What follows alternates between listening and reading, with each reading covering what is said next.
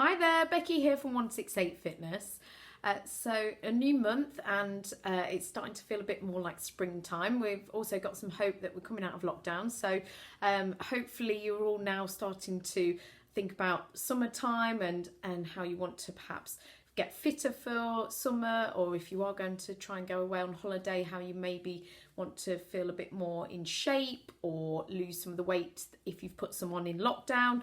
Whatever your goals are, I'm happy to help. But specifically at this time of year, a lot of people come to me wanting to start running because the weather's nicer, the days are a bit longer, a bit lighter in the mornings and the evenings. So I thought over the next few weeks and this month I would help to get you started with running. Now, if you already are running, then this advice can also apply to you as well. But if you are a complete beginner, this advice is going to be really specific to you as well. So I'll be able to help sort of all levels. And feel free to contact me if you have any questions or you want to just clarify any information. So first of all then, if you are a complete beginner when it comes to running, maybe you've been doing other fitness but maybe you haven't, you can start at any level basically, as long as you're sort of fit, well, as long as you're able-bodied and no injuries and you're willing to do it and you want to start running, then you just got to go out there and start. And I'm going to tell you exactly what you need to do to get started.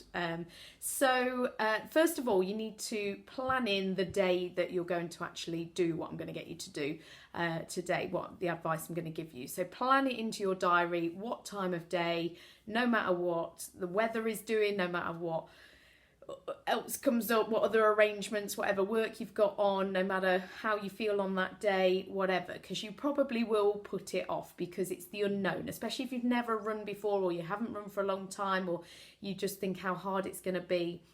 Make sure you plan it in your diary, and absolutely you've got to stick to it no matter what. Tell your partner, tell family, tell friends, tell social media, whatever. Tell me if you want to.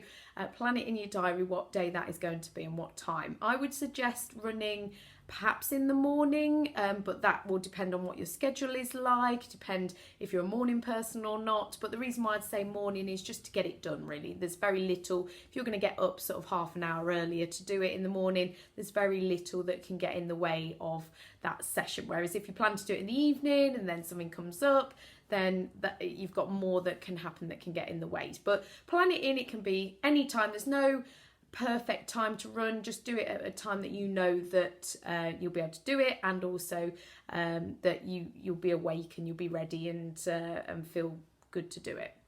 And it also can be any day of the week as well, it doesn't matter. And if you prefer to do it at a weekend, by all means start at a weekend when you're sort of a bit more free perhaps, but plan it in, have it in your diary ready to go. So that's the first thing. And then next of all, in terms of what to wear, it's the usual kind of trainers, comfortable sort of, depends what the weather is outside, how cold it is, but sort of t-shirt, shorts or leggings or whatever. Don't overthink it. If any women need to wear a sports bra, obviously, but anything else, really just don't overthink it. Just put on some comfortable clothes that you're happy wearing and get out there and do it, because you don't need to pay lots of money for expensive trainers straight away. You need to just actually get started first of all. And obviously, if you are going to start running more often and you get into it, then yes, it'd be good to invest in a good pair of running trainers. But for now, we just want to get you out there doing it. It's not going to cause too many problems if you go out running in just a pair of trainers that maybe you've worn for gym classes or anything before. So yes, have the kit ready, booked it in your diary.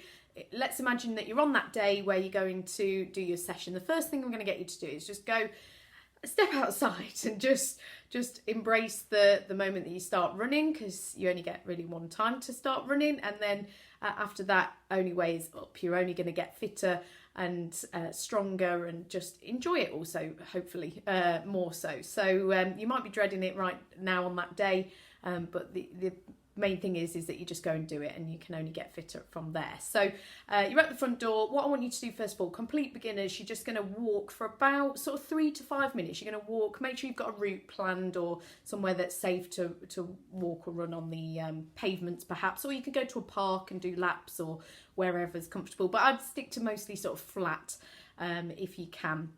not too hilly, and also try and keep it traffic free if you can, or not too busy with everyone out walking at the moment. So so you're going to do 3 to 5 minute walk warm up if you're a complete beginner and this is your first run, at least for a while. If you're not a beginner and you've already been running for a bit now, you can maybe run 30 minutes non-stop, then you could jog that warm up, obviously, because I know that will be fine for you to do. But walking's fine to start off with, complete beginner. And then no matter what level you're at, the first thing you're going to do is a 30-second interval. So if you're a complete beginner, that 30 seconds is going to be just a jog at sort of a comfortable pace that you maybe won't be able to hold a conversation at that pace, because you need to concentrate on your breathing, and you also don't want to get out of breath, and you don't want to you want to be working hard, and you probably wouldn't hold a conversation at the same time, but it shouldn't be a sprint.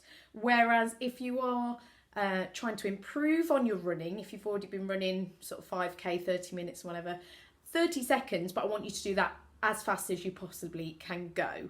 And then you're going to have a little bit of, when you've done that 30 seconds, you're obviously going to need a stopwatch or some kind of, if you've got Garmin or a Apple Watch or something, you're going to need something that you can track that time on. You can use a bit of a distance, like lamppost to lamppost, or a bit further if you know a stretch of road is about 30 seconds running. You can do that if you want to, but it's probably just easier to have a watch on and track your timing, so you can be a bit consistent as well. So 30 seconds either jogging, sort of comfortable pace, and or if you're more experienced, you're going to be doing that as fast as you can, and then you're going to walk after that, or you're going to jog. So if you're complete beginner, you're going to walk after that for 30 seconds to, I will allow a maximum of a minute recovery on that. Obviously you can, if you really need to, if you want to have longer, then you can walk for as long as you like, but ideally you don't want to go longer than a minute recovery, because you don't want to get you don't want to break the cycle. You don't want to get out of the sort of habit of the run part. So you want to make it quite consistent and quite, not regimented, but you need it to sort of be quite consistent. 30 seconds run, up to a minute recovery walk as well, but keep moving as well. Make sure you don't stop, because you want the legs to keep moving as well. So 30 seconds run, 1 minute walk. If you're already running and you're trying to just do this to get your fitness levels up, then that 1 minute can be up 30 seconds to 60 seconds maximum. That can be a jog recovery as well. So then you're going to do that 10 times with that recovery in between. So 10, 30 seconds jog or sprint efforts, depending on what level you're at, and then the recovery afterwards. And you can do that 10 times.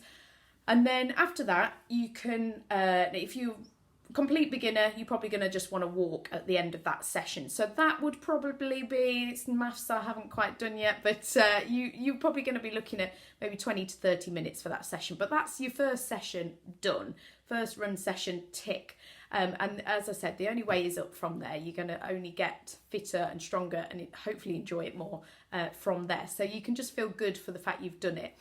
If you're a more experienced runner and you're used to running a little bit longer distance, you might want to round that up to sort of 30 to 40 minutes of running, just jogging at the end and just doing a bit of a steady run at the end. But get those sprints done whilst you're fresh, and just, you're trying to just increase that pace. So those sprints for the experienced runners, they are done at sort of maximum intensity at that time. So just do what you feel you can do with each interval, aiming to sort of get faster as you go through them. And then, yes, steady run just to keep the legs turning over, or even whilst you're tired at the end. If you want to, you don't have to. If you just want to do sort of a 20 to 30 minute run session like that, then that's absolutely fine. So just doing a cool down at the end of that and some stretches. And like I said, your first run session is done for those beginners, or your first speed session is done for those people looking to get a little bit faster, maybe thinking about races, hopefully again in the autumn. So, so that's your first week of running. Next week, I'm going to be back with the next step, what to do. If you get that done in enough time before next week's video blog, then maybe give that one another go. Don't try and increase yet. Don't do too much. Give yourself at least a day's recovery before, in between, and then maybe give that a go. Especially the beginners, if you're running sort of 2 to 3 times a week, that would be perfect. Nicely consistent, regularly running will get you fitter and stronger. If you're a bit more experienced, then you'll already know how much you're sort of able to run and happy to do so, and your sprinting sessions, your speed sessions would probably be 1 or 2 of those a week, just to see some improvements over the next few weeks. So yeah, give that a go. Let me know if you've got any questions, and I'll be back next week with the next step.